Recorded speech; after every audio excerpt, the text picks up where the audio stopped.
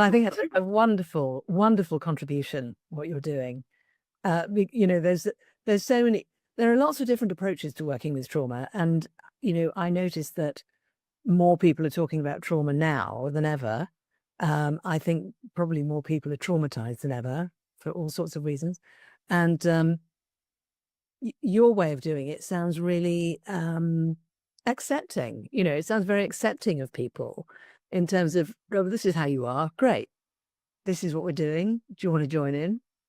This is not about this is not about turning you into someone else or fixing you. It's about supporting you while you work. Loving yourself. Yeah. Just loving yourself. Yeah. We only have one life, and it's meant to be here in the present. I'm meant to be fully present with you in the present. But if I'm thinking about something that happened in the past, like they say, 1 foot in the past, 1 foot in the future, I'm crapping all over today.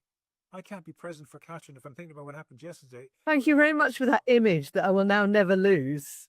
No, don't say that. But that there's that phrase about it, 1 foot in the past and 1 foot. I wasn't traumatized until you said that.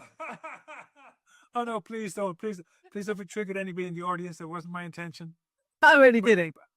But again, that's what it is. If we're not focusing on the present, well, then we're not present. I'm Yeah. not present for my wife or my children or for Catherine or for anybody else. I'm not present. I can give all the excuses in the world, but if not, I'm not fully present in the present.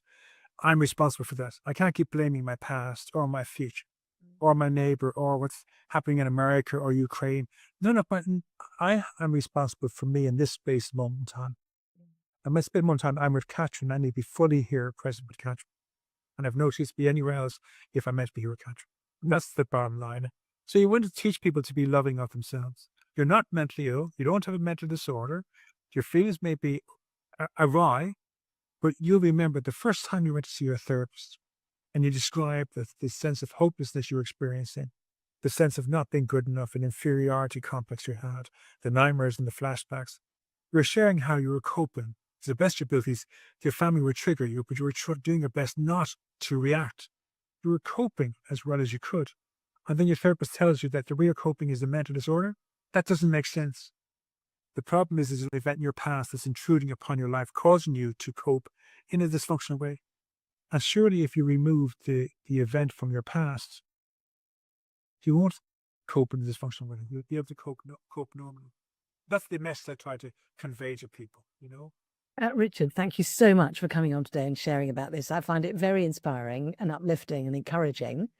And I can only imagine that your Tuesday morning gathering will grow and that it will have to be more than half an hour so people have time to share. And I think it's just a wonderful piece of work that you're doing.